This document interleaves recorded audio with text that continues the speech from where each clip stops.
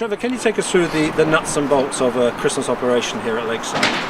Yeah, so Christmas operation at Lakeside is normally involving the partnership in Essex Police, where we will bring in additional resources, and that includes our mounted section, territorial support group, and obviously our local staff and our local teams. But working with security here predominantly, which is where we have an excellent relationship working with our Lakeside partners.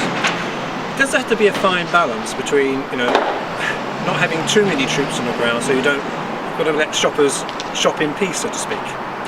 Absolutely. If you think common sense says that at Christmas time there'll be an increased volume in terms of shoppers, and I think it's important that we show and reassure the community that we provide the policing presence to meet the need, and that's what we do. We just react proportionally.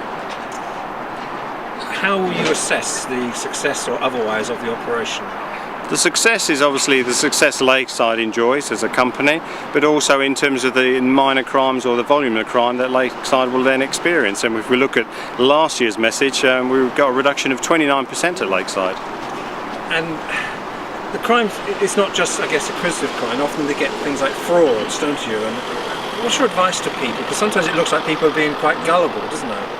Yes, people have got to take care, be careful with their cards and credit cards and their checkbooks, and how they sort of conceal and hide their information, their personal information.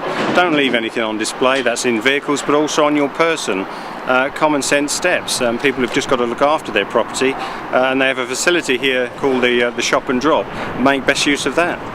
And you mentioned the mounted section. How are they involved? Well, the mounting section are deployed because obviously we use them tactically to patrol significant areas, and we can patrol car parks, for instance, which are considerable in terms of their volumes here at Lakeside, quite quickly, and we can get far more coverage than people on foot.